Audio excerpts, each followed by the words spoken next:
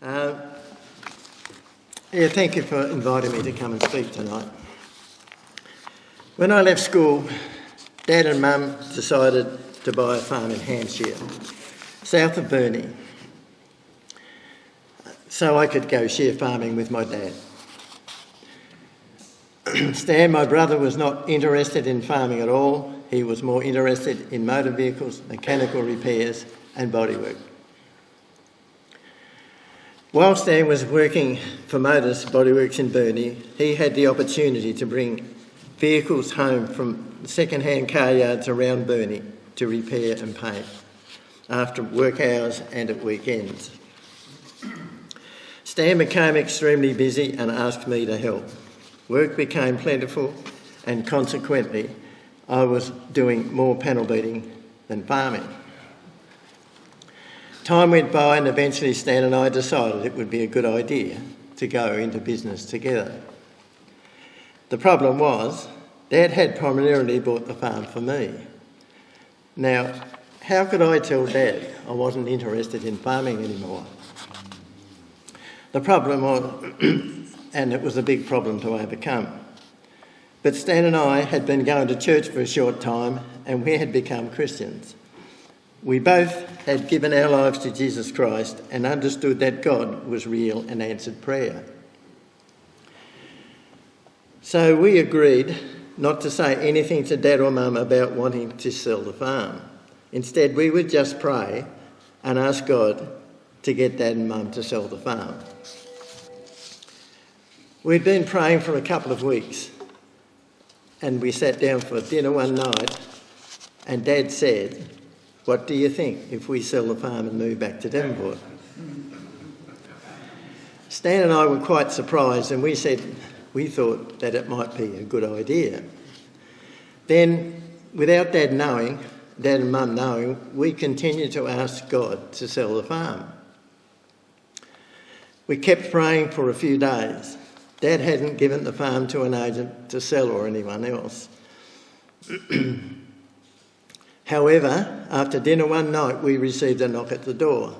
A man and his wife asked if they could come in and talk with us. We talked for a while and then they said, "We were wondering if you would be interested in selling your farm to us."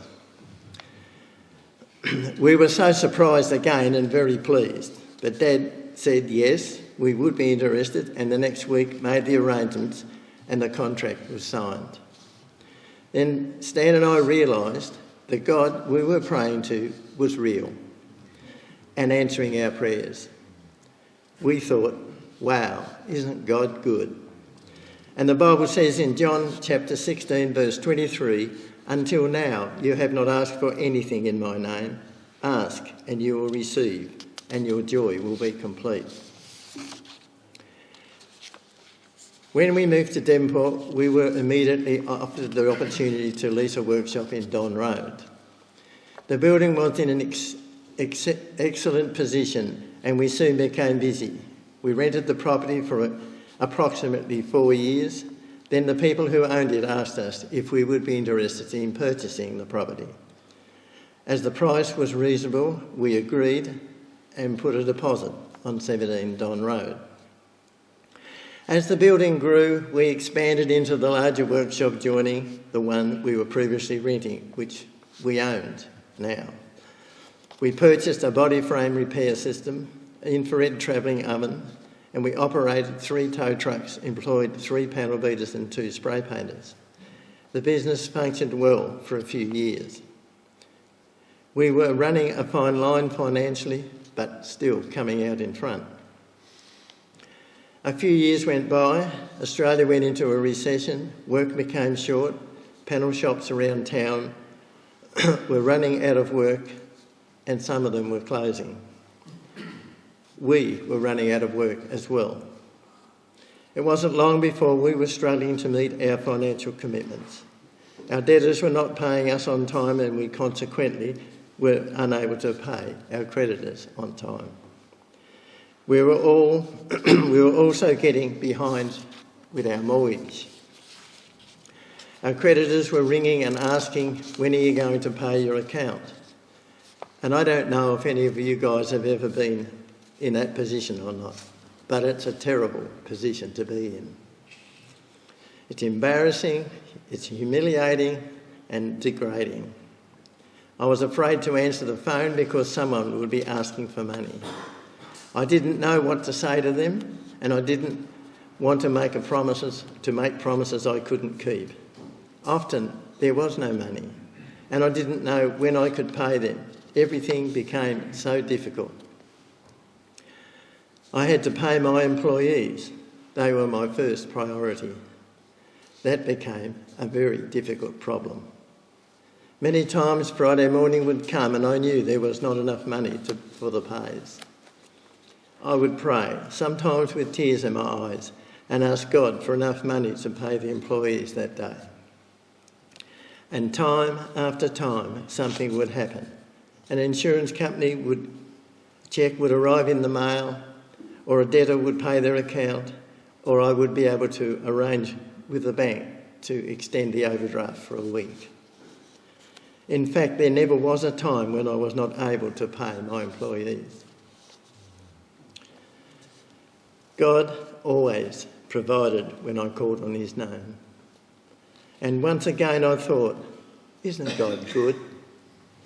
Jeremiah 33:3 says, call upon me in the day of call upon me and I will answer you and show you great and mighty things that you do not know. Meanwhile, things were getting worse in the business. It wasn't long before we were in serious financial trouble. I used to play squash with a friend each week. It was really a great stress relief. We would take it in turns to pay. It was my turn to pay and I couldn't even find $5. And I thought I would have to make an excuse and cancel. As I was sitting in the office, I thought, why don't I ask God for $5 so I could play squash tonight? So I did. And within 30 minutes, a car drove into the workshop. The owner said, my door won't shut properly. Could you fix it for me? I said, sure. And within a short time, it was working perfectly. He said, how much? I said, $5. He paid me and he left. He was happy and so was I. Isn't God good? Mark 11:24 says, therefore I tell you, whatever you ask in my name, believe that you have received it and it will be yours. Eventually, we had to put our employees off, which I hated doing. But what else could I do? Then the mortgagees decided they couldn't wait any longer.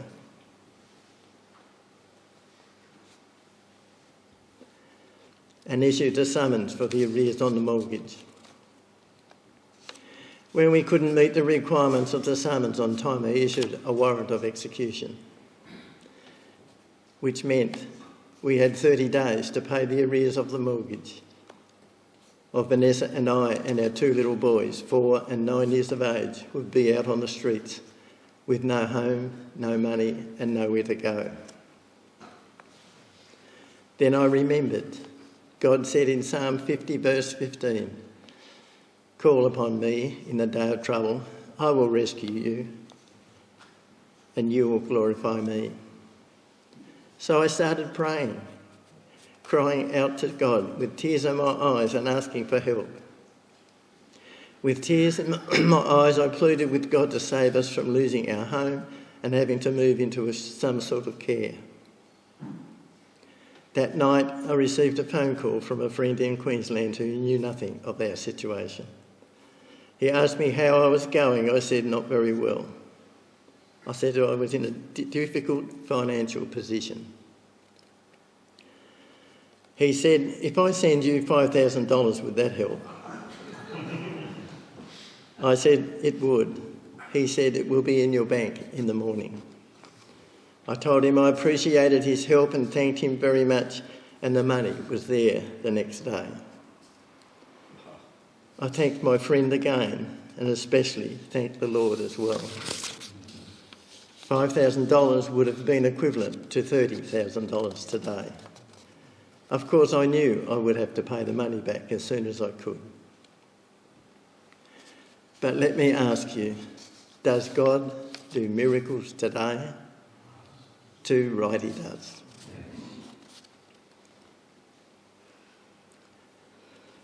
After paying the arrears on the mortgage, work supply was still short, so the only thing we could do was to put the property on the market. Eventually it sold and we were able to pay all our debts, including my friend, the $5,000, and we had enough money left over to put a deposit on the home we live in now. I decided to rent a small shed and just repair cars on my own. That worked quite well for a couple of years. Then a financial advisor friend of mine suggested that I purchase a block of land and build a small building on it and work from there. His idea was that it would be a good investment for when I retired. He thought it would work, but I wasn't sure. I found a block that was suitable and told the agent I was interested. Then I went into prayer for the next week. I said, Lord, I don't want to get into financial trouble again. And I asked the Lord if it was a good idea and would it work. I said, Lord, if it's the right thing to do, would you have the owner of the property take $2,000 less for the property? And would you give me extra amount of work for the next month? I told the agent told the vendor, and the vendor said he wanted $2,000 more. And I ran out completely out of work. And I took that as the Lord saying, don't do it. I told the agent that I had changed my mind about purchasing the property the next month. I had plenty of work. Isn't God good?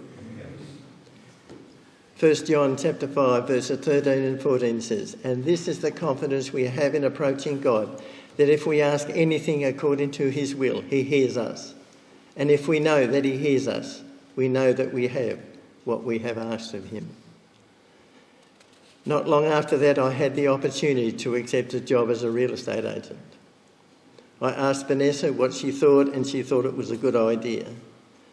After seriously asking God for direction and having peace in my heart, I accepted the job. A new career was a real challenge, as I had to study again and get used to a different environment. I enjoyed it very much, especially the negotiating and the interaction with people. I did very well as a real estate agent and won a couple of awards and stayed there until I retired. What I want to say to you tonight is, God is real. He is alive, and he's knowable and experienceable. God does not have favourites. He will respond to you just as much as he responds to me. But we've got to ask him. God promised to hear me and answer when I called on him. Whether in everyday prayers or prayers of desperation, Jesus has kept his word in my life. And he will keep his word in your life too, if you put your trust in him. If you would like to talk to me about any of the things that I've spoken about tonight, I'd be quite happy to speak with anyone afterwards. Or if you want to know some more about God, I'm sure Phil or I will be glad to share with you afterwards too. Thank you.